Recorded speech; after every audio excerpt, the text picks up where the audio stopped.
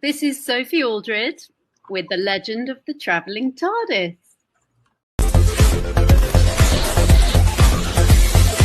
Are you like a little garbage can? You must talk louder. Daleks are hard of hearing. No, yes. I asked you if you were a little tiny garbage can. I wasn't sure. I'm not R2D2. You need to get your genres correct. Wow. Well, R2D2 is not a little garbage can. He's actually a charming little individual. What are your special talents? Extermination and extermination. Extermination or extermination? Correct. Yeah. Which is your favorite? Well, that would be extermination. Oh, wow. So we actually have some like minds. That's Do wonderful. you exterminate? To exterminate, yes. Excellent.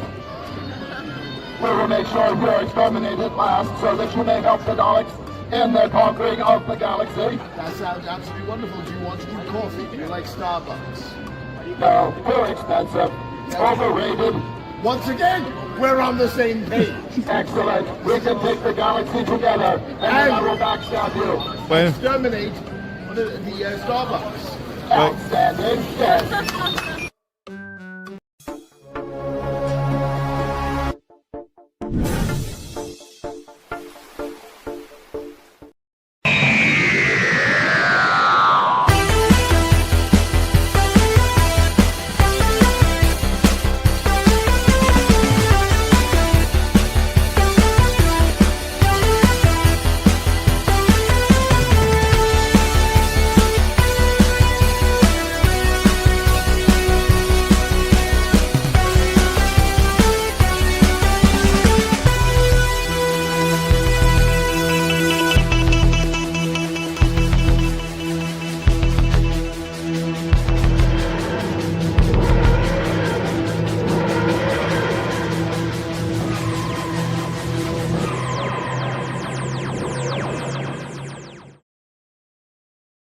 And welcome, fellow Whovians, boys and girls all over the place, all across the universe. Welcome. This is the Legend of the Traveling TARDIS, and my name's Christian Basil. I will be the host tonight. And I'm sorry I've taken off so many times, but I was getting ready for MegaCon, and I was getting things all set up for MegaCon, and then I went to MegaCon. So I want to thank Dave and Tom for helping us out. And a lot of you probably saw Tom over at MegaCon, and I'm just going to be using that word a lot tonight. So and then I got a cold from MegaCon. So now I'm back. I'm feeling much better. And if you're probably noticing, there is kind of a brand new studio. And I think one day I'm going to do a little pre-recording so you can see for yourself everything that is around here, because Chrissy came in during MegaCon and just revamped everything, new headset, also new curtains behind. Well, they're the same curtains, but now there's a new curtain rod. Remember the old rod that I had was tilting, leaning, and all that stuff? Well, now Chrissy and her brother had put in a permanent rod. So this one is actually staying put. And hopefully it measures up to where everything's just balanced and equal, so it doesn't look like it's off-putting. And yeah, I'm back. Welcome, folks. We're going to be going over Utopia tonight, and we're going to get to your chats. Of course, super chats will always get first come, first serve, and they'll definitely be on the chats. But go ahead and put in your numbers of 1 through 10, what you think about Utopia. And of course, as Sophie Aldred has put, we are going to have spoilers tonight. Speaking of spoilers, let's go ahead and bring in the team. We're going to start with my producer tonight, the Reverend Amagon. And he looks great. Tom Kozak, he's going to be from Spill the Geek Tea on the YouTube channel, Spill the Geek Tea 1. How you doing, my friend?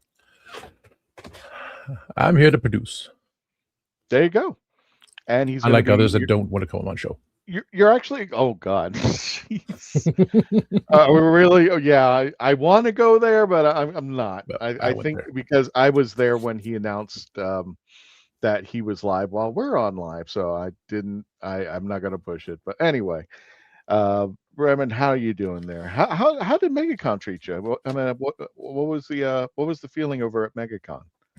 Oh yes, I still haven't done those videos yet, but I did talk about it on Spill the Geek Tea, and I did with three shows about it. One that was live, and everyone knew about that one. But as I represent the Legend of the Traveling TARDIS and Spill the Geek Tea, any views I may have towards any such events and such, I will not go into greater details. I plead the fifth on that. No, I will we're leave it at very happy about MegaCon and how they treated us out there. We understood that there was a totally new staff, so they were getting used to things out there, and I think they did a great job as far as what they could. There are a few challenges out there. I know I was grumbling every morning with those challenges, but what I love is that we have a liaison. Her name is Croy, and I was happy because Croy actually came from Tampa Bay Comic Con. She used to work there. She was our liaison to that convention, and then she ended up being a liaison to MegaCon. And she kind of knew what was going on, but it was a new ballpark to her, and she didn't understand too much about the. I think when it came to the community zone, I think this was new to her because I don't think they had community zones over at MegaCon. I mean, over at Tampa Bay Comic Con, but she handled it superbly. And even afterwards, she came up and said, "Hey, anything we can do better? You know, I just want to make sure you knew I was here and say hi." And I hadn't seen her in a while. So, Croy, thank you so much for supporting us. She was on our team trying to help us out. And I know that they were under the gun trying to make things happen out there. Speaking of make things happen, let's go ahead and bring on the Erie Traveler himself, Mark Muncie. How you doing there, Mark? Hey, I am glad to be here, gang. I'm on the right side of the grass still. So, you know what's funny? When I go live, I see weird stuff happen. First of all, when we go live, I watch the screens to make sure that the Facebook and the YouTube channels are running. And on YouTube, they have the commercials run right when we hit the live button. Right. So I'm just like, I wonder what the commercial is going to be this time. I'm just like, what is it going to be? It's just like, it's going to be like housing loans. Yeah, they hit your algorithm. So, you know, since you're getting all those ED medicine notifications, that's you, man. Not us. No, you know.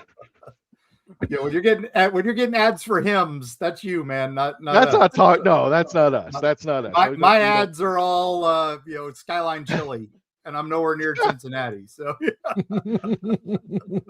but yeah, no, we're doing good. I've got a couple events coming up. We're going to be at Haunt Fest in Athens, Georgia this weekend to discuss Halloween and spooky things. And then we've got Fallout Wasteland weekend, May the 2nd, for those that are going to be up in West Virginia and outside the Flatwoods Museum for the Flatwoods Monster Incident. And so Erie Travels has bottle caps. We made special bottle caps for it that we're going to give to people who come see us. So join us and be out in the wild wasteland jamboree in West Virginia. Go see Mark and get some bottle caps on. Get your bottle caps. We'll tell spooky stories. That's what we do. Exactly. Speaking of spooky stories, because I really don't know how good segue for this over here, but I think she has a brand new book, if I'm not mistaken. The lovely Michelle from the TARDIS Archives. How you doing, Michelle? Yes, I do. Was I right? You do have a new book, right? Yeah, yes. My debut novel, Widow's Weeds, and I'm wrapping up another book. Goes to the Wild West, which are period archive newspapers of people seeing ghosts during the Wild West period. But my debut novel, Widow's Weeds, is available on Amazon. Sweet. Sounds like my love life in high school. Anyway, congratulations on your new book. That's awesome. Thank you. Totally awesome. And we get it on Amazon. So make sure you're looking up Michelle out there and getting her book. Speaking of our book, I have a new job. You have a new wait. When did you get a new job? About a month ago. I've been keeping it quiet. I'm an independent researcher now. Yeah. Okay, and what do you independent? Can I ask what you? Yeah, I'm helping with a antique store in Fredericksburg. There's a number of things he needs me to help research. So I am a freelance historic researcher right now. Sweet. All right, good. Sweetness. Speaking of sweetness, let's bring him on over here. Let's bring on Sean from Our Philosophy Is. How you doing, Sean? Welcome back to the show.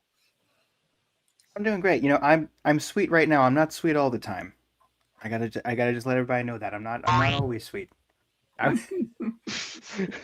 I do, but yeah, I got to tell you, today I feel like reviewing this episode. I feel like I'm living in a utopia. This is exactly where I like to be, reviewing Doctor Who stuff. So I'm doing great, and I'm excited to get into this.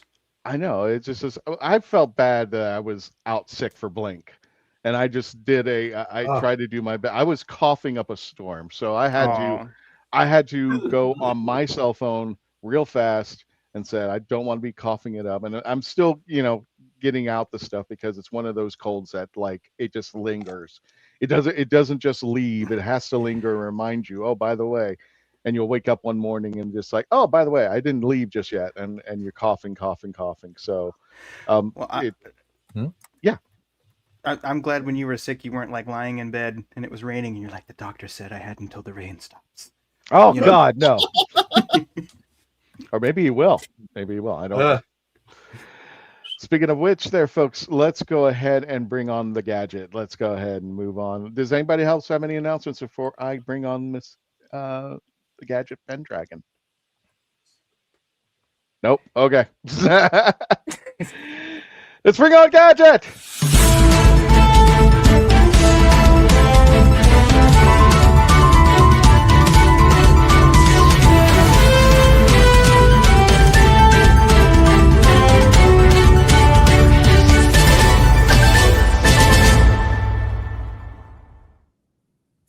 Hey guys. Hey. My computer just scared me a little bit because you know how we have the split screens now? The phone one was working, but the regular one, the browser hated, and I'm hoping that's not the YouTube thing that's been going on. I'm getting used to my new headset, and it's not stereo, it's mono. Ooh. And it just sounds really awkward now that everybody, so I got this so I can move around just in case, I had to do something or I had to leave the room for a moment there, and I could just mute myself. But everybody's mono, and I don't mean that in the viral sense. I'm talking my headset. So we all shout, "Look over here! Look over here!" Exactly. We're all smack dab in the middle of your brain. Yeah, I said he was cosplaying a NASA control personnel right now. There you go. Yeah, they're still having problems with Outlook. And the toilet. Yeah. I'm sorry. Did I hear that we're just not having problems with Outlook? Because I'm pretty sure Outlook's had a problem since they launched it. No, I'm just kidding. Mm-hmm. Perpetually problems with Outlook. I kept my Windows phone as long as I could, and then they killed it. The bastards killed it with a Windows update. Why? Why would you do that? Because that's what they do. That's what they do. Yes. This feature that's working perfectly fine. What if we just broke it? Yeah. The reason I loved it is it worked as a phone. It didn't have all these stupid apps and features and everything. It was a good phone, and you could do Word on it. That's all I needed. Mm-hmm. And Windows 9 was not my idea. Yeah. Okay. Yeah, it's just good to know. Good to know. All right. So I don't have to take you out. It's no different than when you get like a new car, and then all of a sudden you go from 2025 to 2026, and then they said, you know what would be great? Let's take out the power steering and the wheels. Yep. It works so much better if we take that out. I mean, it was just a cost. Well, look at the Legend AI. It tells you the craziest things. It actually knows that you're the host of The Legend of Traveling TARDIS, but it calls Reverend Amazon. Yes, that's what I'm calling. Tom, that's your new name now. You're Reverend Amazon. I'm rich. I had one person forward me an AI search of me, and they said that Eerie Travels is being made into a major motion picture starring Dwayne "The Rock" Johnson.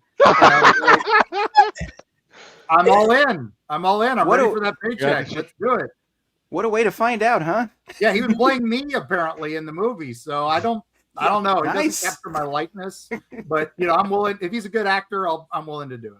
I don't think I've ever seen him with a beard, so we'll have to beard and glasses. This is going to be something new. Speaking of something new, Magic, let's just go to the news. Well, what's new is that the new drops for Big Finish in April and on their new CDs of radio dramas, because right now with our wilderness years, we need something to listen to, and they have a few coming soon. They have Unit, Errors, Hostile Universe. They have Zygon Sentry, Transformation. They even have Doctor Who Ninth Doctor Adventures, Pandemonium, which is this that we're going through right now, and Doctor Who: The Sixth Doctor Adventures, as well as the Dark Gallifrey, The Meddling Monks Part 1. Those are all coming soon this April. And also, don't forget to pick up your copy because, our wonderful, if I do it right, Eighth Doctor and Daphne will be on their own audio drama series with Big Finish. So look out for that. And also, Big Finish is actually asking everybody to go to their website because 50 or fewer copies remaining, last chance on CD. So hurry and get your copies now of box sets and CDs before they run out. And currently they're doing Schoolboy, Future Spy, Young Bond. So get there as fast as you can before all of these are sold out. And the only crazy thing right now is the news is just dead in the water, especially like land and sea, because they have been so landlocked and chain locked and running adrift with all these new streaming sites and everything. It's hysterical. We don't know if Netflix is going to get it. We don't know if HBO Max is going to get it. Everybody's in talks and the negotiating right now. And I have a funny feeling, allegedly, it is that one episode why it's not being aired right now and everything. Because I don't know how would you. I don't want to say that episode because we might get a lot of PETA and everybody else screaming their heads off, allegedly, because of that one episode. So that could be the catalyst type thing that's causing this, as well as negotiations for the new series, especially with the animated series being talked about and everything. But hopefully maybe by Christmas. But speaking of Christmas, they're still setting up for September. We're working on schedules. I will tell you that there are some stars that need to check their schedules right now, so they might align. All the stars might align, and we might get a good Christmas tree for of Doctor Who spoilers soon. But if my source is right, this one might be the second script. There were 3 scripts. This one might be the second script. I wanted it to be the third script that I know about, but I think they're saying the second script because it's a happy medium for everybody. So that's the alleged information I got from my source. But like anything he said, it can change on a drop of a dime, a bad hay penny. It could just be whatever and everything. So guys, if you're so desperate for Doctor Who, please go to Big Finish and get the CDs, get everything and work on that. And if you want to talk about space and traveling and everything, go watch the Artemis 2, rewatch it, watch the live feed on NASA and everything. Hopefully we get another cool shot and everything, but I'm very happy that they did name one of the creators after his mom. That was pretty cool. Wife. Mom. Okay. His late wife. But my friend said it was mom. That's why I wanted to make sure. So again, there was stories that said it was his mom, and then another said his wife. So it is his mom. I mean, his wife. The takeoff day was the anniversary of his mother's death. That's what it is. The creator after his late wife, Colleen. Okay. Who died while they were in training and stuff. Yeah. And then we all cried. Now I have a question real fast because let's go back to Big Finish. We know that Daphne Ashbrook is going to be returning with the 8th Doctor. Is she going to be Grace Holloway, or is that still open to? That's as far as I know, it is a gracious type of situation, but it could change. Yeah, I heard she's playing Grace again, but I haven't. Because it's a toss up because Susan might be around in it too. Really? Again? They need to get Yiji back too. I mean, let's make it the trifecta. Get the Yiji back. Yeah. We might get like a surprise in our welcome back and everything. I would Susan Foreman, like the Doctor. Maybe because right now, Carol Ann is working on another series, a movie and stuff. But hopefully, she'll be back to do some audio dramas. Well, I hope the series doesn't. I mean, they don't let Carol Ann be in this series. I'm gonna riot. Oh no! I think this is gonna be a retro where it's closer to the movie, from what they were saying. Yeah. So it'd be like a direct sequel to the movie era. So it'd be like lost episodes with her. Right. But it was also, if they had kept up with Shudi's thing, we might have seen Carol. And that that's a dishonest, like, or whatever the word is. I'm trying to think of the word that to the Doctor Who fans because we were waiting for her to come back, because it's Well, they've done her dirty for like what 5 seconds in Shooty's run, and just like that's it. She was supposed to have a bigger role, and that's what's sad about it because of all the politics in entertainment and stuff allegedly. Because right now that 3rd season, so what I've been privileged to see, I'm upset right now. I am so upset because it might have redeemed the whole series. And here's the thing: it's not actually the first time. If anybody goes over and listens to Big Finish, it's not the first time Susan has actually appeared with the 8th Doctor. Spoiler alert, but I mean, you could. No, that's what I was trying to tell people. You could go to Big Finish and just find she had Susan's been in contact with the 8th Doctor, and that's good. Was it Carol Ann who played her? Yes. Yeah. But unfortunately, the stories were not so good to Susan and the Doctor. I'm not. Yeah, they were. That's where I'm going to hold off because that's why That's why they're hoping this next run is going to be a better run. Just to almost have her in the show. Running. To almost have her in the show and then have her not be. Well, I have a question. Apparently, there were lots of cut bits. That's all we know. Lots of cut bits because. Yeah. There was stuff filmed that didn't make it into the final, and because of Shooty having to suddenly quit, they had to redo it. But apparently, Susan was a much bigger part in that last episode. She had a bigger part. So did. We better make it a big thing about Shooty leaving. So that's such a shame because they teased us in the end of season 1. Yep, Susan's my granddaughter, and then it's like, just kidding, and I'm like, come on, really. Well, that's the problem, and what I know is a little because I can't because like I said, there was like the only reason I can say certain things is because other people leaked other things. Yeah, and what I'm allowed to. That's why when he said there's 3 scripts, and then what he was talking about the 3rd season and everything, I'm very upset right now because it would have redeemed everything. It would have been very cool. It would have been more the Doctor Who we were looking at years ago. It's just that it's political, it's money. It's basically they were looking for the 4K. They were looking for all the other stuff and everything. They were doing more glamour and glitz than storyline. And it felt to me, like I said, those 2 seasons felt like a rehashtag of the seasons we're watching right now because it felt like I was watching Tennant and Martha again, and stuff like that. So it's just hopefully she was right there. She was right there. Mm-hmm. Yeah, I know. I have a question for everybody, and just looking ahead, because I'm not trying to say this in the downlight, but I meant, would you guys be okay with Susan regenerating into somebody else to keep her story running?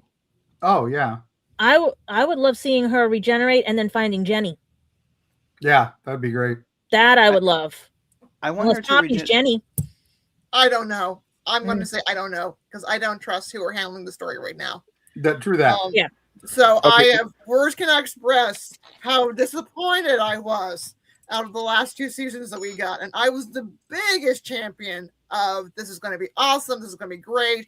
Give it time. Let it work play itself out. And so yeah, was the biggest cheerleader, and yeah. That's what 3 was supposed to be the redemption. They should have used it at 1. Come on, you never guarantee you're going to have. Because why would they would cut the Graham Norton interview? Why would they whatever? Because he spoiled one part of season 3, because he was going to be part of the extermination team. I am okay with them regenerating Susan. I want them to have Carol Ann Ford have a good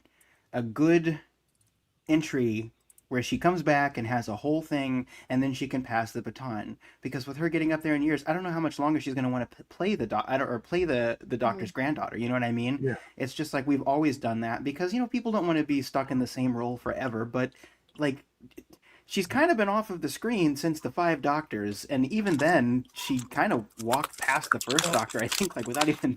Or walked past a bunch of the other Doctors without even. Well, she limped for a while, but yeah. Yeah. Wasn't she in the 21st? Was she in the 21st century or the 22nd century when he dropped her off?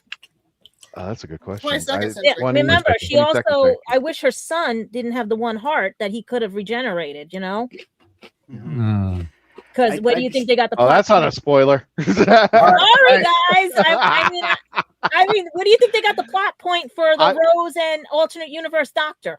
I was trying not to. Well, no. I mean, yeah. I mean, it's like it's not hard enough. The Big Finish has been out for a while. Yeah, so, that's what I'm saying. And It's all like- the yeah. audios, and Susan. I just was leaving it at Susan makes a comeback on the Yeah. Eighth Doctor, and there were Yeah. some really great stories. And all I'm going to say is, Please listen. they all lead into Dark Eyes, and you might want to have a tissue box ready because it's going to tear you apart. Dark Eyes is rough, but so good. So good. One of my favorite Big Finish series. So. And if you I guys love how are, they challenge it. Yeah. If you guys are anything like me, and I know I am, I don't really listen much to Big Finish. I love that stuff's out there, but she's been off the screen for so long. It's just like what if they would have done the thing with the Ronnie, kind of like a Ronnie type thing, where it's like, okay, I mean, Mrs. Flood was like a whole different character, but even so, like, kind of, if they wouldn't have done the silly bi-generation thing, I want them to stop doing that. No bi-generation for Susan. Just have her be on screen, have her regenerate. Now this is the new Susan, and we can move on. And just they haven't given us that, like, ever, and it's kind of annoying. That's all. Well, I'm with Michelle, and this is just like, if somebody else takes over, like the guy who did Babylon 5 that's been begging to be on Doctor Who and be a show, I would definitely, but it was just like, well, look at Eccleston. He said the same nuts. thing. If it wasn't the team that's there now, he'd be back in a second. Right. I would trust you all to write a better story right now than the people that we gave how many millions of dollars to. Like I really want to tell you what one of the scripts names are for the Christmas thing, and I'm like, I would rather see this because it will give us closure. No. That's why I want the third script, but they want the second script. Give me 500 monkeys with a typewriter, and we'll have a better script. So. Yeah, and Shakespeare. Yeah, I'll throw him in there too. We'll summon him back from the dead. It'll be good. Shakespeare. Hold on, let me pull out my Ouija board. Bill, are you available? Bill? She'll actually type out on the Ouija board a better story than we got. No, I just gotta go. Like, get this Is down. that it for the news?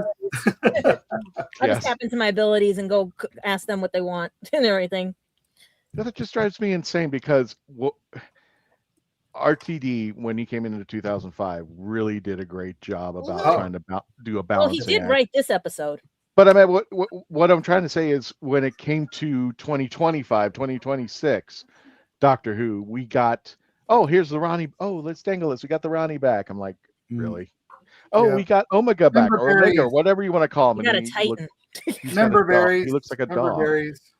There's nothing to remember. All this was crap. Yeah. And I don't remember an Omega being a dog. I don't remember and they the Ronnie. said that this was the perfect launching point for those who knew nothing about the show, but it was nothing but a member berry done poorly. Yep. Yeah. Well, they even tried to have the Star Beast be a launching point, and I'm like, okay, I would be so lost if I started with the Star Beast. But even if I started with Church on Ruby Road, it's like they're bringing too much stuff back, like you said. Yeah. You know, it's like, I mean, they couldn't even Instead of eating the baby, they should have ate the show. Well, they couldn't even finish the plot point. Oh, she named herself Ruby because she just pointed at a sign. Yep. And they brought Unit back without using Unit. Yeah. And for no reason. Yeah. It's like, except we're gonna have a spinoff in 2 years, so we better bring them back and have them be here. Yeah, we can gonna work on the hiring policies of Unit, because that was just some really weird stuff. Yeah, going on. let them play children and minors to work a very dangerous job. Are we going to have a Unit spinoff? Because I'm pretty sure I'm in America. I know nothing about that. What Unit spinoff? Yeah, exactly. I don't know. I kept hearing rumors about it. I think it was called the sand between the sea and the we or something. I don't know. But sea and the we? It's like what 5-year-olds do. Nintendo property. The Big Finish Unit series, that Eras, has been really good. Cole Shaw, our friend of the show, does an amazing Brigadier. And then they've brought back Bambera from Battlefield. And they've got Kate and Osgood from the new series. So it's been choice entertainment, the first two. I'm super looking forward to the one that's coming out later this month. So hey Tom, what would you think about Barbara? Yeah, let's go. Let's bring them all back. Ian, Barbara. Yeah. What would you think about a regenerated Susan coming back? Sutek was the dog. Omega was the Titan. Yep. Okay. Susan was Gallifreyan. That was the original idea. Let's keep it at that. Yep. My thing now is anybody hear about Gallifreyan Academy? That was a rumor. That was an April Fool's joke. Yeah, that was an April Fool's joke. Yeah, that is sad because you know how desperate people were that they actually were getting Paramount subscriptions because of that. That's what I was trying to tell you. Like, please, people, do not jump to anything. Check your news stories and everything because anything April 1st, just turn it off. Mm-hmm. Except for the except for Legend of Traveling TARDIS. Yeah. Don't you guys hate when something actually bad happens on April 1st? And like, I don't know if you've ever had to tell someone something and they're like, haha, and I'm like, no, I'm serious. No, really. Yeah, we lost a pet, our beloved Claudius the Wonder Lizard that day, and it was brutal. Oh, I remember that. Yeah. The cuteness.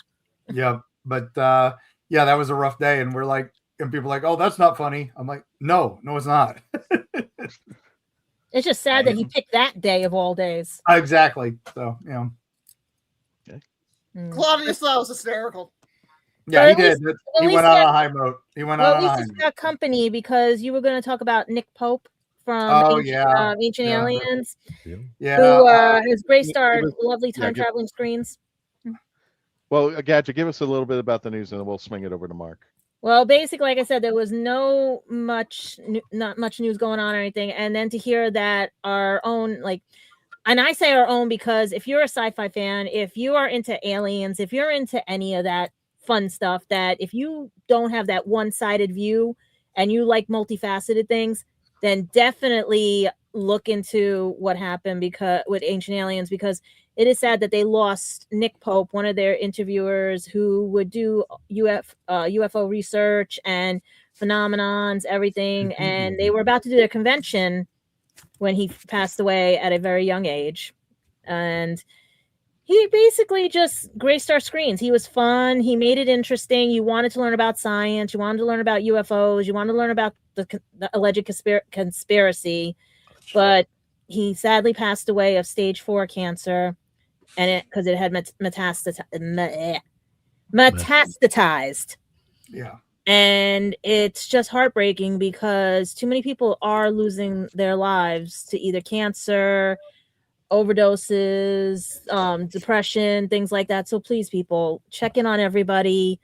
Even if they're famous, not famous, your friend, your family, your enemy, anything. If you know something is wrong, please just check in with them. And if you know they have cancer, if you know they have something, take them out, have fun with them. Forget the war you had with them, forget whatever. Just go have fun, and our own Mark will tell you much about Nick because they did a show together. And that would be the end of the news from me tonight because, like I said, we only had Big Finish to talk about, as well as that the Land and Sea is swimming and trying to survive this wonderful drought of news and stations and TV shows assignments. So yeah, I'm just sad because I can't believe he's gone.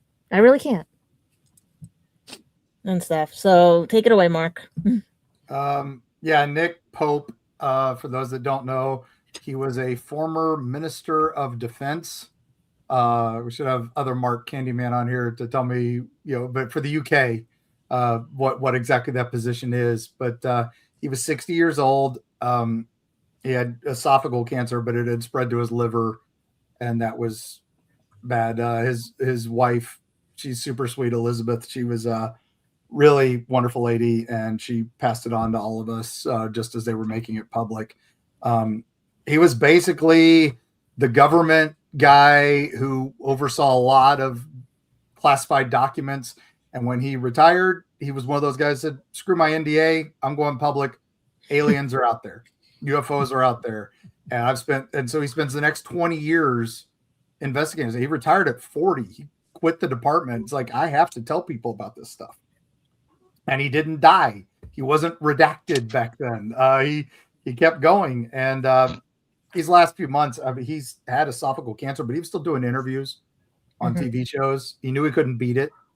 And he kept going until just a few weeks ago. He was still doing interviews with shows because of all this weird stuff going on with people dying mysteriously. Scientists and Space Force generals are just disappearing and dying. So he knew something was up, but his was something completely different. His was natural, but if you were look into the X-Files, he's kind of Fox Mulder, but more the type that did the research, kind of like some of us who can't go out and do field work. We do the behind the scenes stuff. But he had gotten on. We did Ancient Aliens together, and then we've done some conventions together. So over the years, we'd become, convention friends. So it was pretty brutal to hear that. He died on April 7th, and his wife said it was, peaceful, just went away. So good for him, and I hope he tells us what's going on when we see him next. So. Mm-hmm. He may visit you. You never know. He's really not dead. He's been abducted. This is just a cover. Yeah. His favorite quote was he was talking to this one girl at one interview with her, and he said, no, she's the real life Agent Scully. She's a scientist, a skeptic, and a hot redhead.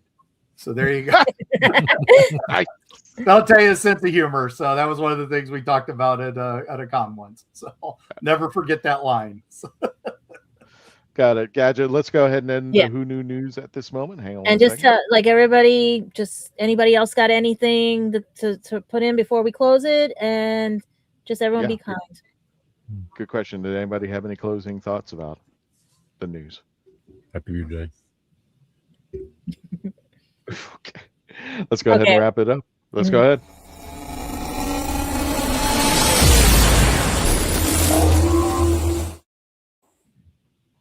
All right, for those of you joining us, we are going to be reviewing the episode for the 10th season in my world. So we will be reviewing the episode Utopia, which comes right after Blink, and this is the first episode of a free run episode that brings back a certain who. But spoiler alert, just in case you haven't seen it, God knows why you haven't seen it yet. Sean, you laugh, but I remember I think I told you the story. I was at Florida SuperCon, and I started talking about the last episode, Survival, of the classic series, and a woman shouted me down to not say anything. Wow. Because she was working on watching that series. Yeah. Right. And she says, I was just like, what am I supposed to say? It's 1989. We were at Dragon Con last year doing a panel on the 90th anniversary of Bride of Frankenstein. It's a panel. You have to go there if you're a fan of Bride of Frankenstein. And we were starting to talk, and some lady said, please no spoilers. I'll tell you what, though, guys, I think to some degree that even though it's such an amount of time has passed, I think it can be fair sometimes, because I was watching literally a YouTube video about SpongeBob SquarePants once, and someone spoiled the movie The Visit. If that seems random to you, it was super random to me.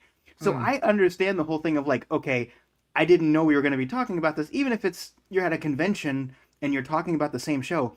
But I have to wonder sometimes when people do reviews on YouTube for things and they get 40 minutes in and they say, all right, I'm not going to give it away. I'm like, why did I watch 40 minutes of this? I look, if you're here and you haven't seen Utopia, we love you. But I would be curious, for someone to get 40 minutes into a review video and not want it to be spoiled, I'm not sure that anyone is still here that's true for. So exactly. I get it. I think it's nice to disclose that, but I do understand the instinct of, I didn't know they were going to be talking about this, even if it's a very old thing. I've had Victorian novels I've read, and people started spoiling them, and these are 200-year-old books, and I'm like, wait, don't say anything. So I do get it, Yeah, the boat sinks at the end, and Leo falls off the door. Oh God, the Titanic sank after all this time. Damn it! Oh, and there was room on the platform. Well, the thing is, here's the thing. The 2 episodes that were just discovered, is that now spoiler alert? Yeah, exactly. I'm just let's spill the geek tea. Yeah, so yeah. The guys who are watching them, the guys who are watching them for the first time, they're like, "Oh, come on!" Exactly. Yeah. All right, let's go to I read the commercial break, but Target first- novel of that. Does that count? I don't know. Mark, if I'm not mistaken, you go first, right? You did. Yeah, please, gang. Got I'm it. hitting All my right. operational limit here. So, Okay, that's good. Do the Go in quick order, Mark. commercial, Just give us a number. I go with solid 8 on this Solid one. 8. Michelle, what's your number? 8. 8. Sean. I think it's great. I rate 8 out of 8. No, I rate 8 out of 10, actually. That didn't work. I messed it up. You guys are making this easy. Gadget, what's your number? I was going to say 9 because I give it on a cuteness level. Sorry. Because Did you of say one of the cuteness? actors. Yeah, cuteness. There was a cuteness in it. Oh, okay. So you're saying the word cute. I thought you were saying acuteness, like ACUTENESS. Okay. We're just going to roll dice. And Tom, how do you want to end this? 9. 9. So 2 9s and 3 8s. And I'm going to keep my number at the end. And let's go ahead. And when we return, we're going to be reviewing Utopia. When we return, please stay logged on, tuned in. We'll be right back. Thank you all for joining us. Don't forget to subscribe. And if you want to make sure that you want to support the show and get your chat online, please go ahead and do a super chat right now.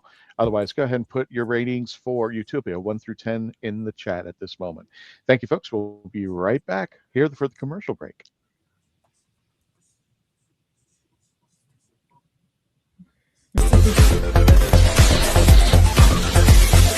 I didn't listen to that voicemail. I'll tear open that letter you sent. Don't you tell your friends I want you back. I gotta leave you now and unread, because you've already said those words that switch my heart to dead from loving you. So you'll stay ghosted and I'll stay focused. I'm so enclosed. The spell stays unspoken. A dark silhouette of a marked man, and I'm broken. Right down. I didn't listen to that voicemail. A TikTok that story you sent. Don't you reel me in to get me back. I'm gonna leave you now. Are you tired of toxic fandoms? Do you wish we could go back to being happy? So do we. We created the Happiness Patrol to get away from all of the toxicity in fandoms, in life, and so we decided we wanted to do a show about something that makes us happy. And in the first season, that something is Star Wars. So join myself, Cameron, Scott, Jessica, and Melanie on Happiness Patrol at youtube.com/@happinesspatrolshow.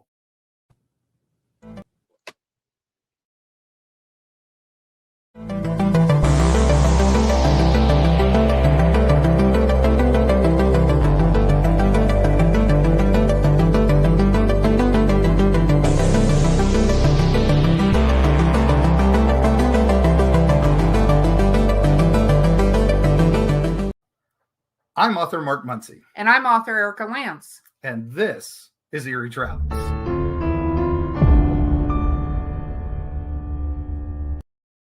Greetings, travelers. Join us as we travel through folklore, myths, monsters, legends, and dark history. Now, we'll be your guide to the spooky side of reality as we discuss cryptids, paranormal, and all things preternatural. Sometimes we find the truth is way scarier than fiction. We're on twice a week on your favorite podcast platforms, including iTunes, Spotify, Amazon, and YouTube. We have amazing guests from all of the areas of the strange and unusual, including witnesses, investigators, and more. Yeah, with Erica's curiosity and ridiculous array of pop culture and true crime knowledge. And Mark's decades of experience diving into folklore and the legends with the truth that's behind them. Yeah, so join us, travelers, as we take you to the edge of reality, and we'll see you on the other side. So what's your favorite Western? Is it this one or maybe one of these? Is it a revisionist Western, an anti-Western, or maybe it's an all-time classic? Whether your favorite Western is in black and white, vibrant Technicolor, a spaghetti Western, a neo-Western, a comedy, or maybe it's only really Western in spirit. Whatever it is, This is the podcast dedicated to determining the top 100 Westerns of all time. Every second Monday on YouTube, Spotify, and Apple Podcasts. It's Horses on Film.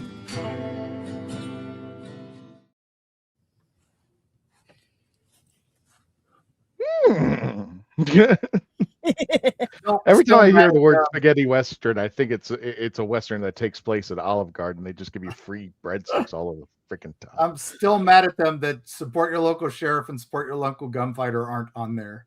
So I argued that on my appearance there, and they were not very happy that I was talking about that. So. Well, ladies and gentlemen, welcome back to the Legend of the Traveling TARDIS. Thank you for sticking around with us, and we are now going to be reviewing Utopia. This is the episode that takes place after Blink. This is one of a three-part episode that introduces a previous classic villain back, and he's played by Jacobi, Sir Derek Jacobi, and then later on will be replaced by another actor. But let's go ahead and move on. We got the reviews, and of course, if you put into the chats or get a super chat going, we'll definitely make sure that your chat will be placed upon here, your review of Utopia. So without further ado, let's go ahead, and we're going to start off with Mark Muncy because I know he has to leave in a little bit. So Mark, sorry, gang. you gave it a low score, which is I guess the lowest of the teams. It's 8. Come on, it's 8 out of 10. That's not low. No, I'm meaning that it was 8, 8, 8, 9, 9. So just the lowest of the score. We're coming off the episode that was the perfect 10 in my book, Blink, and it's one of those just incredible episodes.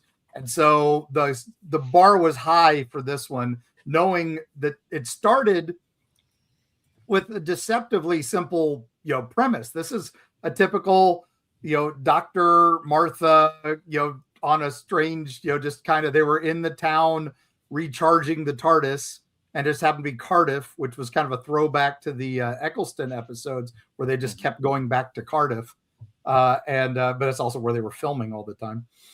So that was kind of a fun thing. And then of course Jack Harkness shows up, and he's like, "Oh my God, you left me behind." And he just runs. Now the doctor sees him, but still closes the door and leaves. And then Jack is riding on the TARDIS with Sutek. So maybe that's why the TARDIS is acting weird, because it can't handle 2 parasites on it. So, if you're thinking the TARDIS was trying to shake off Jack, it wouldn't have just accidentally taken out Sutek. Yeah, no, we don't, retcon. But anyway, so they wind up at the end of the universe, which is built trillion years or something like that. It was crazy. And then he's kind of like, "You left me behind for a year. I died. I came back." And so that's this emotionally charged reunion here in the middle of it. And it's kind of setting up, because I guess Torchwood had already happened at this point. I was trying to remember. But this was like going into the second season, and Jack had been in space or something. I don't remember. Torchwood wasn't my scene. But then they meet these people, the last humans living on this one planet in the universe. And Derek Jacobi is playing Professor Yana, this kind, frail, brilliant scientist. And he's the last hope of the human race. He's making a rocket that will take him to this mythical planet called Utopia. And he is the perfect grandfather, this just warm, kindly, the stooped shoulders, soft voice. He's a master class in just watching his eyes full of desperation, but he keeps hearing this constant drumming in his head that he's dismissing as a childhood memory. And you admire him, you sympathize with him. It's perfect, and it's so genuine that when the emotional reveal hits, it is devastating, right? Yana is just this decent man, and when he just hits that transformation, it is horrifying. It's when he sees the fob watch, identical to the Doctor's human watch from was that Human Nature and Family of Blood, and suddenly the truth comes out, because Yana is a Time Lord. Does that big thing with Jack and the Doctor is you are not alone, Yana. The face of Bo had told him, so you are not alone. And but then it's not what we think when he opens that fob watch and the posture shifts, that stoop just straightens out, and that voice hardens, bam, and he's got that chilling smile, and he just has the "I am the master" line. That, oh my god, I got chills. I still get chills about that. And he is not the stupid one we get 5 minutes later. So not the stupid one. Cold, intelligent, sadistic. Just those 5 minutes of Master. This is such a throwback to the classic villain. He conveys the centuries of rivalry with the Doctor. He's got that malice, and then he murders freaking Chantho with an instant. It's like, it suits me. It's a paradox. And just then he's gleefully stealing the TARDIS. I mean, it's masterclass. And he dies and becomes stupid, giggling Joker John Simm for no reason. I'm so upset about that. Sorry, gang. I love John Simm later, but these early days as the Master were just brutal, and we were robbed. And but then, and the Master just was shooting Jack repeatedly. Oh my god, that was just brilliant. He just finds it amusing. It's so good. But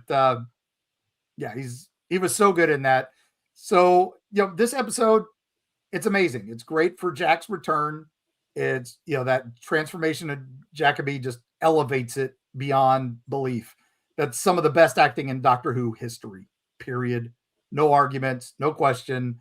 And I wish he'd stayed longer. That's why it loses 2 dings from me. Also because it's kind of just the monsters are coming. It's like, really? But they're not even monsters. They're just random people with fangs. Come on. Could have been better. But Jack's return elevates it. It's pretty emotional, pretty crazy, but Derek Jacobi, I'm so glad Big Finish got to do the War Master series, the stuff before he becomes Professor Yana. Mm-hmm. Wow. Good stuff. And that's when we realize what we've been robbed. And so it goes down another notch. That's why it's not a 9. It goes down to 8. Why does John Sims look like he had a night of Taco Bell? So that's all he looks like. For every turn is the Doctor. He looks just like that. It's stupid.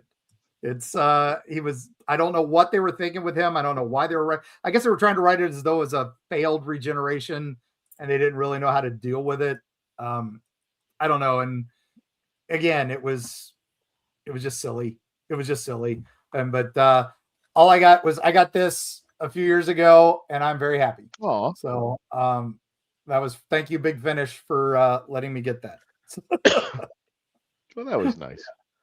Yep. So if you want a masterclass in acting, watch that 5 minutes, and you'll be very happy. Watch that whole episode because he's incredible throughout that whole thing. That's why that level of actor needs to be more in Doctor Who. Yes, Bob watches all around. Mine's nailed to the cabinet over there, so the time cabinet that I can't open. So waiting for the key. So key to time. Something. I don't know. Need a TARDIS key to open it. Yeah, nobody mentioned to me about the fob watch meeting. So yeah. You've got one too. We all got those. That was everybody bought one when those came out. They were awesome. Well, Chrissy redid my room, so I'm like, there's certain things that are been reappropriated into another location. So I'm sure it's somewhere if I really look hard enough. So really catch it. I like hers. That's good. Oh no, she's gonna turn into the Ronnie. Yes, mine is a Mickey Mouse one. It actually has Donald on it. Nice. Steampunked. You open it up and we pretend that 2 seasons of Doctor Who didn't exist. I know, right? Yeah. There we go. Mm-hmm. But yeah, I'm a little passionate about this one because I thought it was amazing, and not at all the fact that I can cosplay as Derek Jacobi as the Master and do okay. So gotcha. Well, our next item up for bids, Michelle, you also rated it at 8. Tell us a little bit about your rating and why. I was going between 8 and 7, but what saves it is Sir Derek Jacobi. I love the great British actors, and he was phenomenal in it. But on the downside, it's again, modern Doctor Who struggles, in my opinion, with their season finales. And this was another example of let's just jam everything into a 48 minutes and see what works. So we know we have the mystery of Utopia, of the end of the time, end of the universe, and they're going to go to Utopia, and why are they hunting humans on this planet, and why are people with the big fangs? And then we have Captain Jack comes back, which is wonderful, and then we have the mystery of Yana. And then, he's the master of the end. And I agree, we wasted Derek Jacobi in this to have him come back at least into the next part. I agree. And then have him, maybe it was time commitment. Maybe he had to go somewhere else for time constraints. But this is kind of the problem with modern Doctor Who and especially maybe a Russell T Davies script is let's throw everything on the wall, see what sticks, and if we can't explain it all, it doesn't matter. And there was way too much of running up and down corridors. That was just way too wasted. But then it was directed very well. Graeme Harper is a classic Doctor Who director. He did my favorite, which is The Caves of Androzani. So it's great to have Graeme Harper back as a director. He was doing it really good with what he had. But what keeps it from being a solid 8 or even higher again is the classic end of a season. They have too much going on. It feels like 2 different episodes slammed together. And also looking back with the modern day John, just a little bit of modern day Who, you can kind of see the problems of what we're facing now. Was even dating back into 05 and 06, but we kind of ignored it then. Yeah, this has been a classic Who. I got to say, they would have stretched out over 4 or 5 episodes at 30 minutes apiece instead of scramming it in. We would have had 30 minutes with Doctor dealing with the TARDIS and, Jack arriving again. And then another 30 minutes. It would have felt flushed out. And that's one of the problems maybe of modern day Who being in an hour episode. It doesn't work. You need to have a time for it to breathe and to expand. And it's okay to slow down in telling stories. Today, everything is so wang bang. I've been going back and watching shows from the 60s and the 70s. And you see, then they allowed the stories, even if it was a half-hour episode, they allowed the story to breathe and to tell itself. Yep. I gotta say about the monsters in this story, we're at the end of the universe, and the only monster you can come up with out of the millions of monsters I've probably come across are people with fangs. That's it. Yeah. They're not even vampires. They're just wangry. And why are they hunting? Why are they hunting people? Why do people need to go to Utopia? Oh. They're hungry. Yeah, this episode is a solid 6, except for Jack and the Master. So, yeah. They have a spaghetti western going on over there at the Olive Garden, and they really need to go. So. They're out of Dollar Generals. This is the last one. So. Oh man, it's bad. We couldn't get the budget going for a real monster, so we found these fangs from some going out of business. They're left over from Buffy that had just been, that didn't get the reboot. So there we go. Give it to you guys. Exactly. All right, Mark, thank you so much for joining us, brother. I appreciate that. And let's go to our next. Everybody, make sure you go over to Erie Travels, Erie, Florida, for the book. And Mark, where else can people find you? ErieTravels.com has the podcast and all the links. We do YouTube. We do daily drops on folklore and history and UFO, Bigfoot, any news like that. But twice a week on your favorite podcast platform, you can find us. And at ErieTravels.com has all of our appearances. This weekend we're at HauntFest in Georgia. Fallout Wasteland weekend's coming up. We'll be at a couple Bigfoot conferences in June. So follow us there, and I'll be back on here as soon as I can. And we'll see you guys on the other side. Bye. And Sean, you are another one of our 8 or infinity numbers. tell us why you rated it an 8 and what's going on. Yeah, so I rated this one an 8 because I agree with much of what was said. This episode to me feels kind of like a breeze. It sort of flies by at a breakneck pace, and there's not all that much memorable about it. But then we get to the part with Sir Derek Jacobi, and it really elevates the whole thing. So no real difference there, but I do have some things that are a little bit different in my take on it. So from the beginning of this, it has kind of a great premise, as was said before. I think the real hook is Jack running toward the TARDIS and going, "Doctor," which I think could be really funny if you put some Benny Hill music underneath it or something. That could make me laugh a little bit. But it's a good opening to the episode, and even landing in this area, it seems kind of cool. But then you start to see the monsters, and they've just got this sort of generic look. Also, I'm not sure if I'm correct about this, but sometimes in the episode it looks like we might have some stereotypes going for part of it, and that's kind of a negative thing. But other than that, this episode kind of feels a little bit like 42. You know how when you watch 42, every time you watch it, you kind of forget what happens in it. And I think that's true for this one. It doesn't help that it's between two really big Doctor Who storytelling arcs, or two big storytelling entries, I should say, because you got Blink, which is considered one of the best episodes of all time.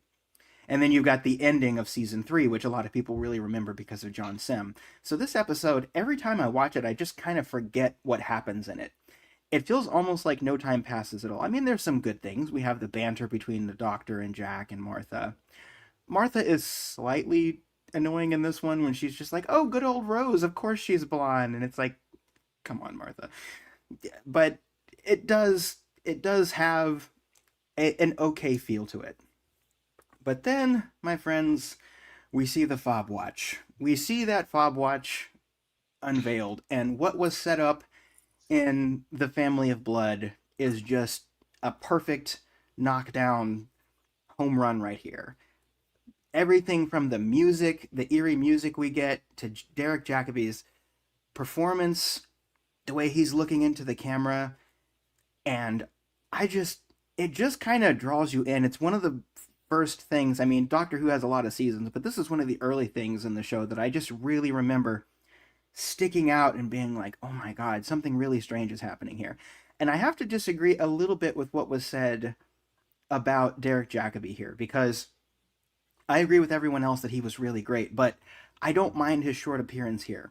And the reason is, when you see Professor Yana, he is this kind old man who kind of seems like he's already willing to be at the end of his life. He was going to stay behind to try to make this machine work so everyone else could get to where they were going.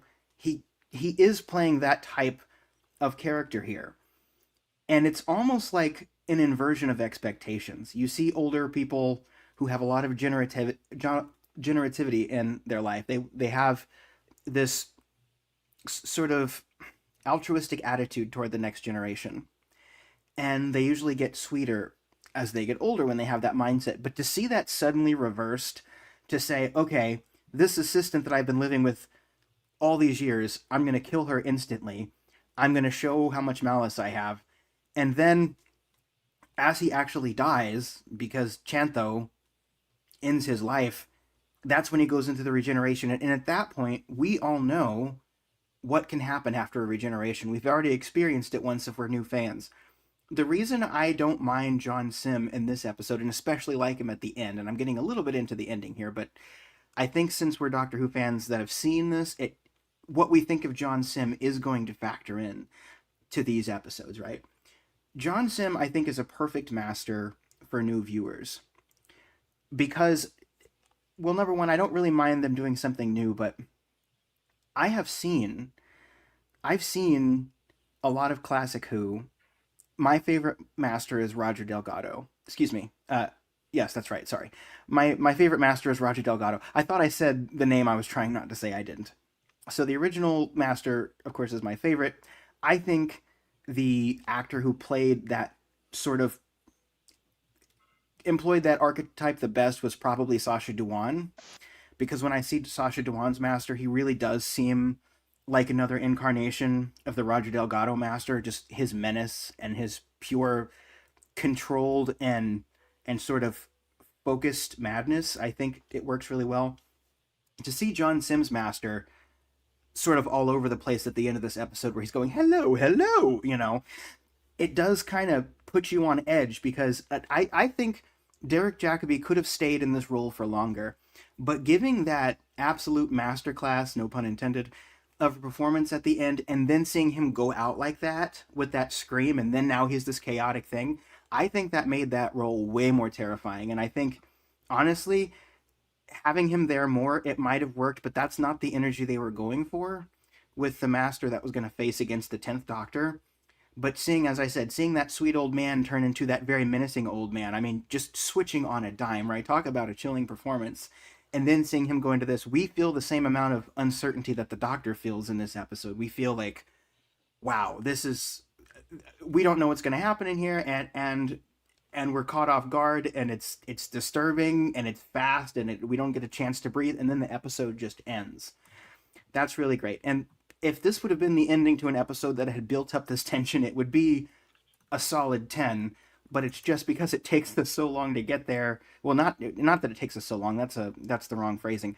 The fact that we have to kind of get through an episode that isn't all that memorable to get to this ending is the reason why it's an 8. But if I'm just reviewing the end part here, like the last 10 minutes of the episode, of course it's going to be a 10, but I have to review the whole episode, so it's an 8, but it's not a bad 8.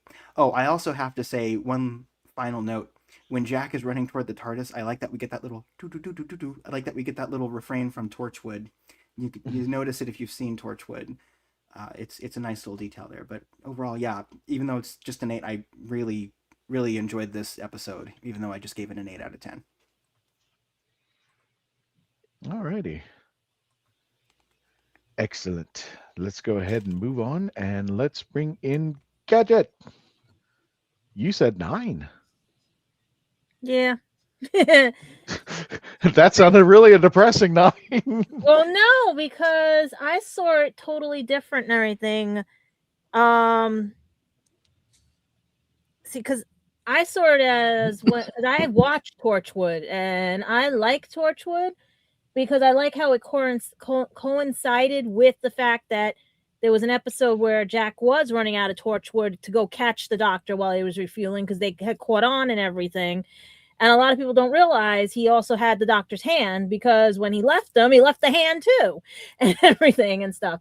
So that was interesting that they were refilling in by Torchwood Tower. And then he clings on, and I love how when like Martha comes out, she's like, "Oh my God, he's dead! He's dead!" Whatever, right? And he's just like, "Let him be, let him be, you know, just let him be." Like, "Oh, come on, he's a big baby, let him be."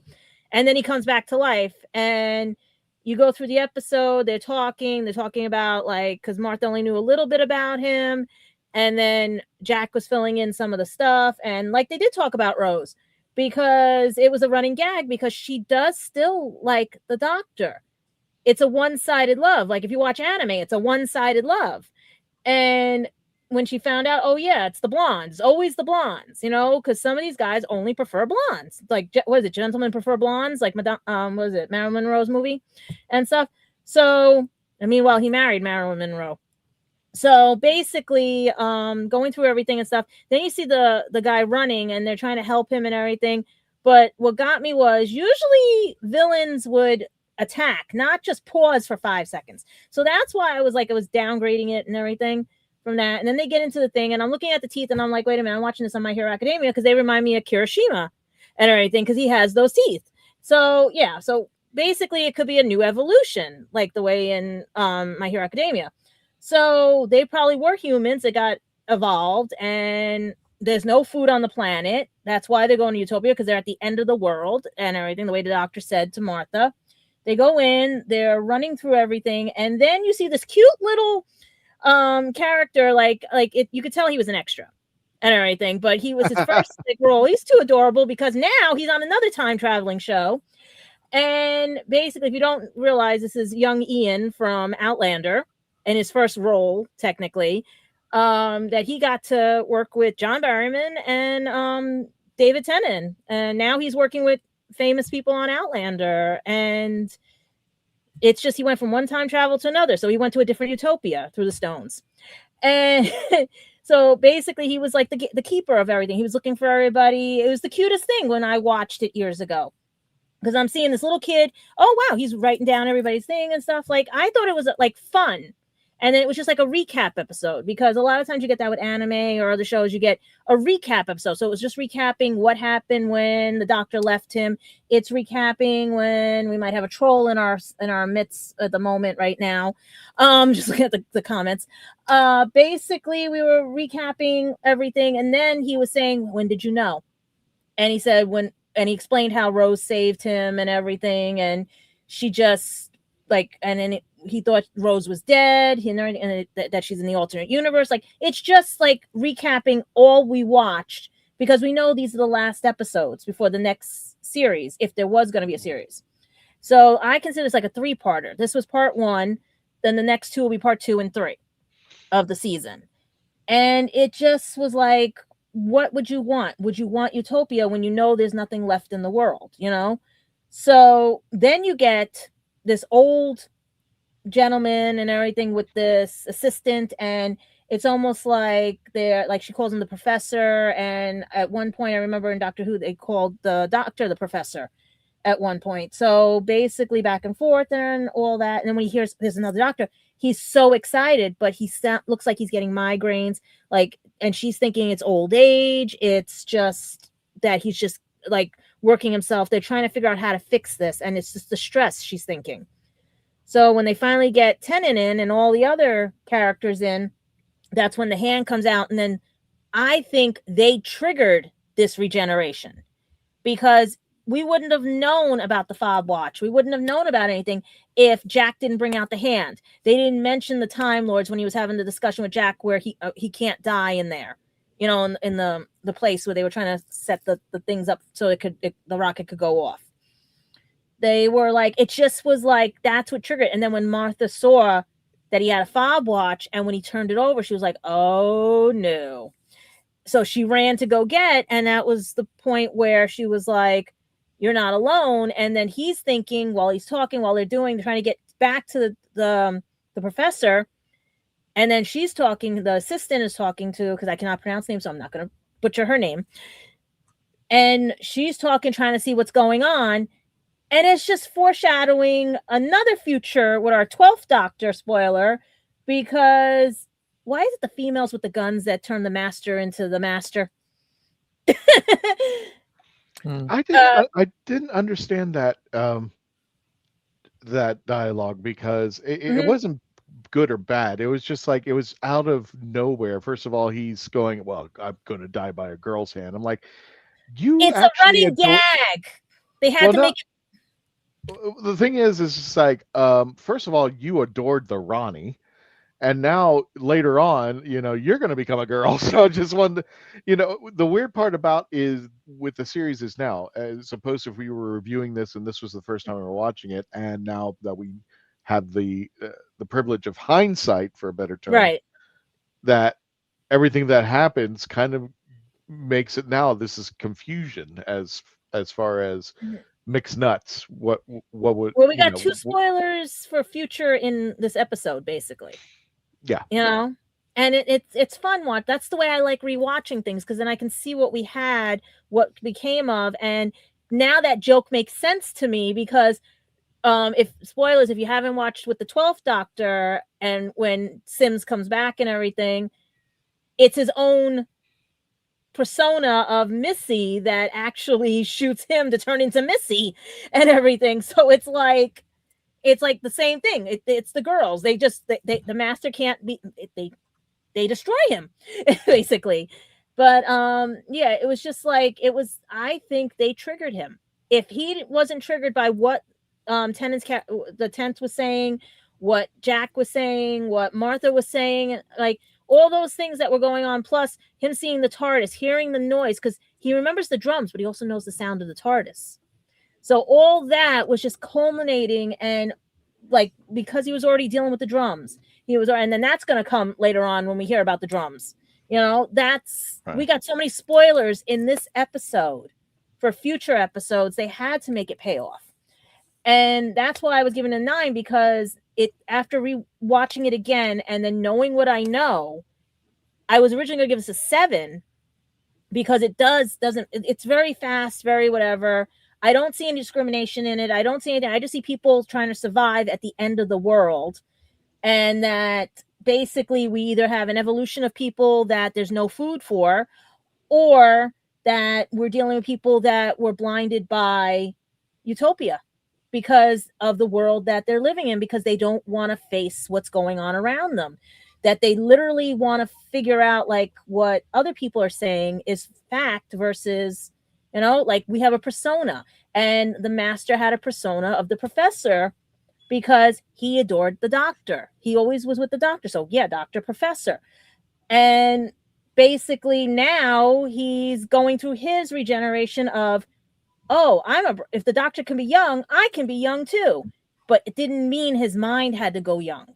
So he made this other persona, and then he has the persona of Saxton, spoiler, because everyone knows who he is because we already saw Saxton before, and all the other situations that were going on. So it's like this episode I feel is more of a payoff episode or a recap episode, or makes sense now for other episodes. But the fact of that it was just now trying to figure out how they're going to get back to Earth in the right time and everything with the time jumping, because what was the expression that Tennant said to Jack about the damn time vortex and everything? It's like one had a Ferrari and one had whatever, a coupe and everything. So are they going to use that lovely coupe to get back home? Well, that was a great example of when 11 and 10 and 11 show their sonics to each other and they're compensating. So yeah, it's boys and their toys. Right. It's basically the boys club. It's basically the boys with their toys, everything and stuff. And poor Martha's sitting there going like, do I really want to like him now? Do I really, after hearing, and that it was a blonde, that's what did him in, a blonde. So yeah, but I didn't see anything discriminatory. I just saw people trying to survive because they ignored what was around them. But also it was the end of the universe. They weren't even on Earth. They were on another planet because they were on her planet. She was the last of her kind. Right. And that's what I'm saying. The fact that Captain Jack is. But you know what the funny part is? What's that? Yana, like you said, if you reverse it, it turns into Ani, which is a termite. And the master is a termite. He gets his way into everything. And he is kind of a weird buggy thing in the movie. So climbing into people's mouths as they're sleeping. And now he becomes a tooth. So there you go. Yeah. How would you like to go through all that and become a tooth? Yeah. Mm-hmm. So that's what I was seeing about it, because I just see that people were at the end of that they just wanted something to look forward to, hope. So Utopia was hope. Tom, you're up. You gave it a 9 as well. What's the scoop, brother? Well, I gave it a no. You gave it a no. I was going to say that. I was going to say, I think Tom just said no in German. That's what he. Like when Michelle did it, she said no. So I'm taking that line. Like all these like this is the accumulation of all these other episodes put together. And let's see if I don't crash for the 6th time. Could be transported to that other parallel universe, parallel Earth. Anyway, so let's see. Going by memory, since all these things are occurring, I said no because, as we love Mark Muncy, like the less we saw of Sir Jacobi was, unfortunate. I did not know about Sir Jacobi at the time, but as Sean stated, and I agree. Yes, it was. You see a nice old man trying to do.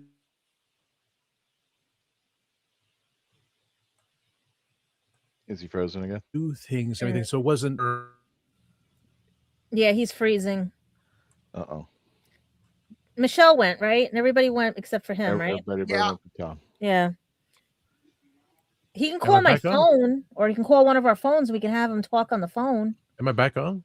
Yeah, you're back on. Just make it quick. Just in case the guys go completely insane. Jesus Christ, 7 times now. So yeah, Yana was an important character, but it was the Utopia. Everyone's trying to go to this place, and the monsters in there, and Jack. So everyone's more focused. It was like you have this nice old man there trying to figure out things. Yes, that was the hidden value. That was the. It was meant to be that way because we see the progressions. Oh, everything's fine, but then there, what? Oh, fob watch. Oh, crap! He's. You are not alone. Oh boy, something's going on here. Who's gonna be? Who's gonna be? Most likely the master because we perceive that, and then for him to transform from the brain to Pinky, basically. Because the posters showed David and John together, Pinky and the brain, but for this episode it was you had the brain here and it's like, oh no, I don't know what to do now. All the silliness going on there. Are you thinking what I'm thinking? Yes. I don't think you can get hippopotamuses in the bathing suits. So we're going back to Derek Jacobi taking over the world. Yes. We went from Jacobi into Simm. So that's a whole, that's the Pinky and the brain situation. And say, okay, we'll get to the absolute weirdness of the master because he's out of control. He just regenerates. Then I don't know what's going on here, but I'm liking this. It's very strange, which brings forth again to Alex McQueen, who was the master in Big Finish Audios because he had that sinisterness. Then we go to our future master. I just forgot his name. They all have that being very funny, very silly, except again with the last master. Just he was a mix of other masters, so it's like trying to get the best of every single one there without being too bizarre. The idea of Jack coming back, and then we, as Gadget said, with Jack was prepared as he heard the sound of the TARDIS and he had put the hand in his backpack. So gonna go find the doctor. So it's nice to have him come back. Always be nice to have John come back. John, you know where you can go if you don't want to come here. But we want you on both shows. Martha feeling left out because all these things going on. Oh, guys in trench coats, all these things happening here. The explanation of why the doctor left Jack behind. So that was nice little important information, but lots of things to absorb, But sadly with this, as we talked about on Sunday night show, and Dave as well, saying how we separate classic Who from new Who. Everything is just so in your face and everything's jumping right in front of you. You have to have that with the short attention span, just get people going and going because there's no more exposition. People want that action, going suspense, so right there in front of them, and keeps going on, and that's why this story went down to 3 episodes because there's so much to talk about and so much to do. They expanded it, which was a good thing. So I try to keep it high because I didn't want to go first, and of course, unfortunately, I didn't because my internet's there. Look, run, and this has to be a blooper picture because.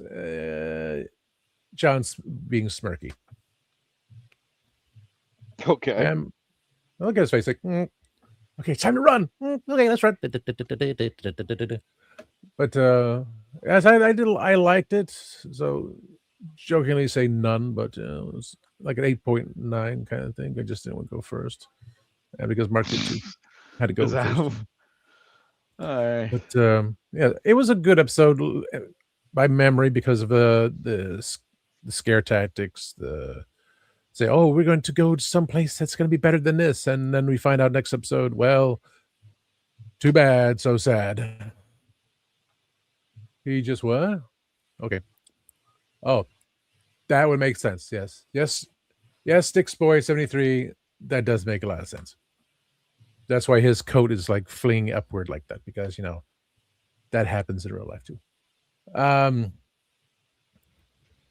Yeah, but like everyone said, I do like that Yana just was behind the scenes, not really important until we find out, he's a Time Lord. We know it's going to happen. So it was a big thing. So for Sims to come aboard and just be in the outright silliness because as we see next, it's fitting. I see it's fitting for this next the new generation to watch Doctor Who. He's silly, he's goofy, but he's purely evil, and it just keeps up with the pace of everything. So these episodes kept up with the pace, kept you going, not going by going, oh, I need to take a nap or anything. No, you were stuck to the screen watching everything going on. And what happens next episode, boom. And then the episode after that. I mean, a 3-parter, for goodness sakes? That's kind of wild. So I got all out before I got any crashes on your net. I'm good with that. And that's what I feel like right now with David Tennis. Am I going to crash anytime soon? Based on your internet, well, don't say anything just yet because my computer's starting to act funny, so I don't have any way of controlling the pictures. So you guys can still hear me, right? Everything's still working. Yeah. I'm not. Yeah. Okay. I can control the pictures. It's just so long as I have internet access. I was also adding a picture of them. The TARDIS disappeared in that corner. I'm just staring. I'm also adding a picture in there that we didn't originally have because there was a reason why I wanted to cover it. But here we go. It's coming. So it's loading up over there. If we lose the producer and the host, what do we do? The inmates will run the asylum. Yeah, absolutely. Well, that's what happens on Sundays before Gadget came back. I'm not saying. There you go. It happened to me again. Oh, there you go. Let me see if I can actually drag this picture in here because there was something I wanted to show. So anyway, let's just Insane Asylum. There you go. So let me go ahead and give you my review. It was real quick. Everybody pretty much said everything. It was basically a 9. I think one of the weird things is what was the TARDIS doing to Jack? I mean, like, I know the TARDIS was trying to get Jack off. I'm not going to say it. I did.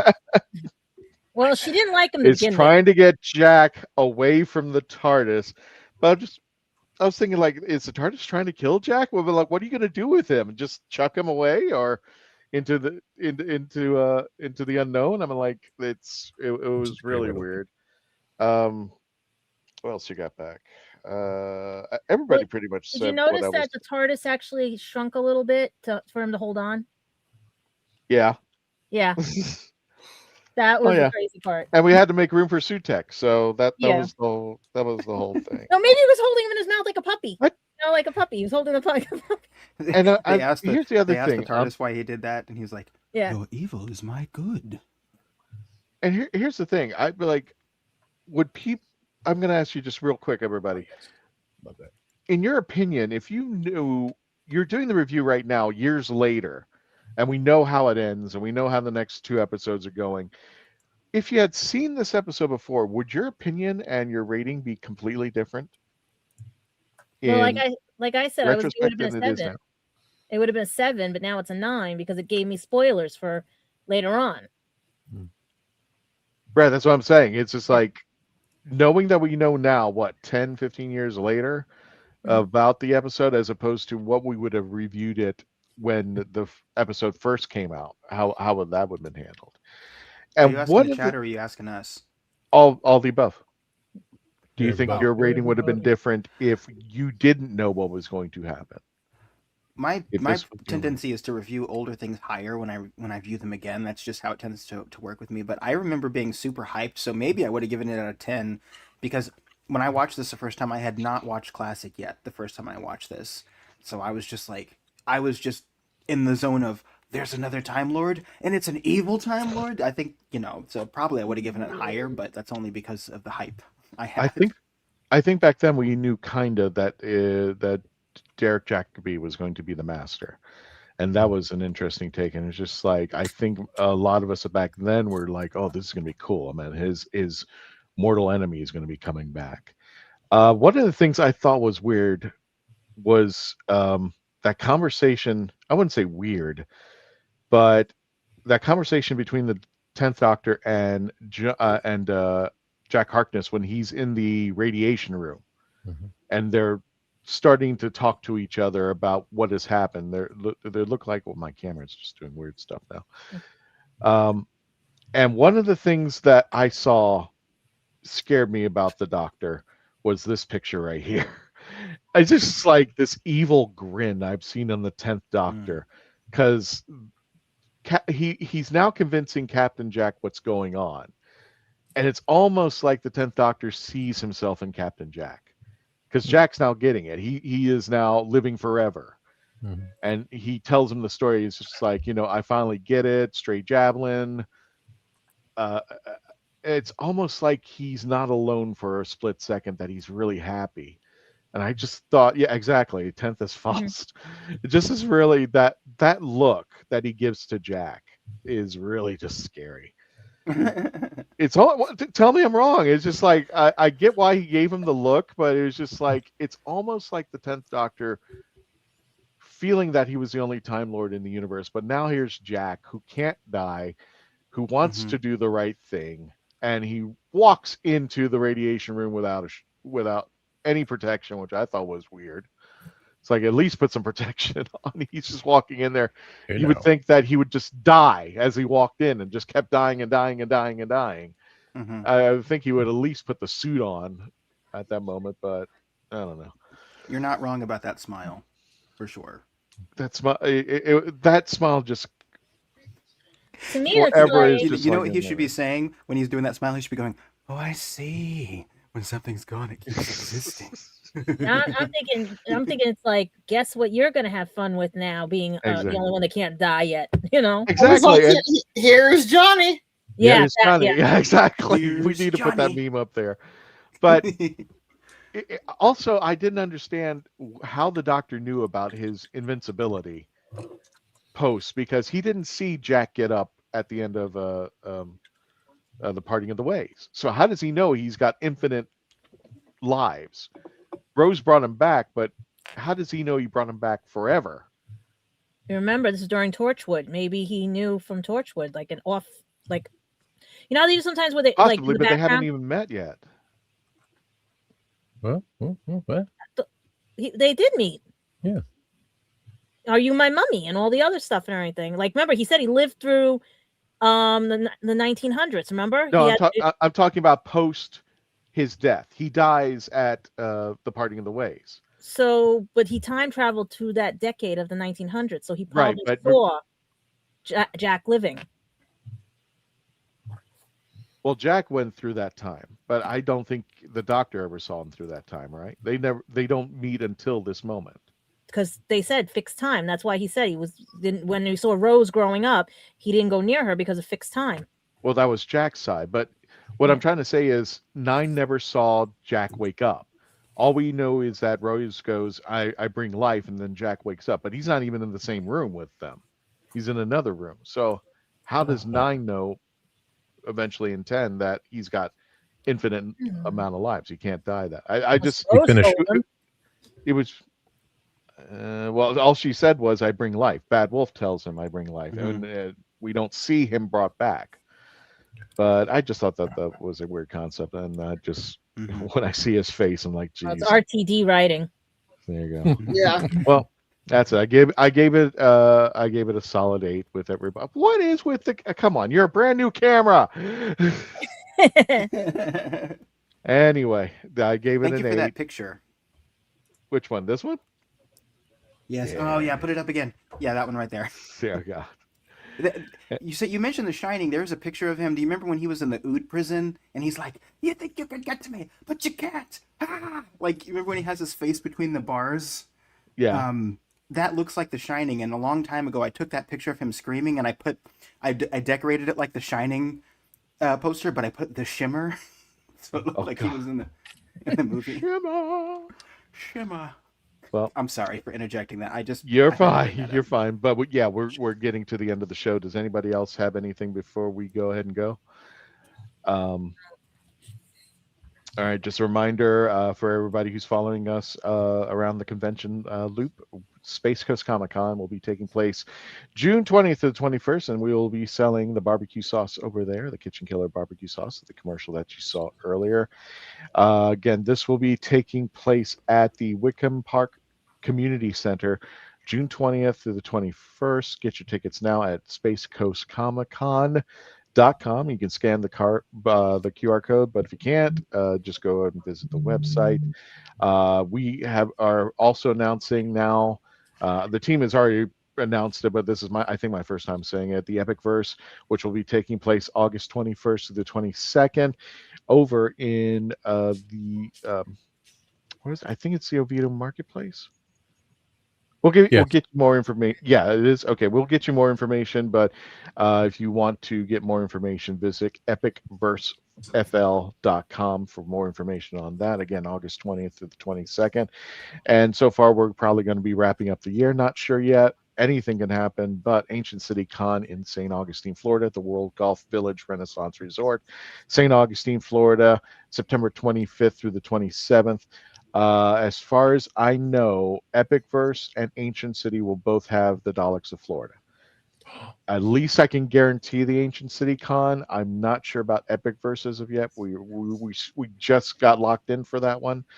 But definitely, if you want to see the Daleks of Florida, they will be returning to Ancient City Con in St. Augustine, Florida. Get your tickets now. So without further ado, let's go ahead and wrap things up. Michelle, where can everybody find you? You can find me on Facebook, Michelle L. Hamilton, author, and my book, Widow's Weeds, is available on Amazon. My high school dating. Anyway, Our Philosophy. Sean, where can find you at? You can find me on YouTube at Our Philosophy is 9119. I talk about all kinds of things, but haven't been talking about much over there recently. Been mostly over here, but if philosophy, science fiction stuff, that kind of stuff, talking about it in a queer-friendly space, if any of that interests you, then you can head over to my YouTube. But yeah, mostly been over here. So, Gotcha. Gadget, where can people find you? Like I said, I'm going to be at Anime NYC for 4 days, and hopefully I get press. But if I don't, at least I get to see you guys.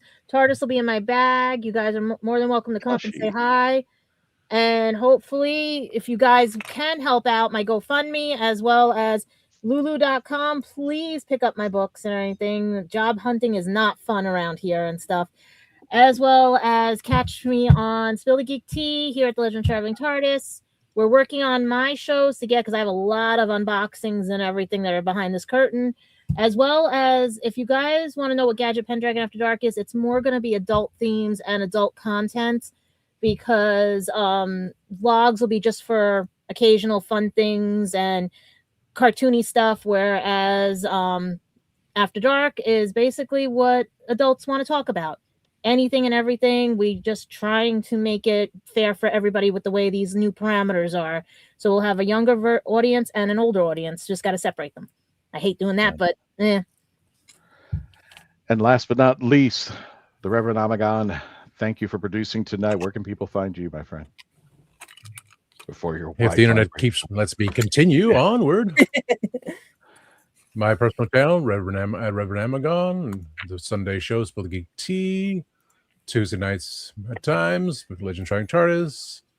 I may turn that one into a show sooner or later. And that's about it, people. Thank you for watching. I was going to say, if you froze again, I'll do a riff track for you into the ending.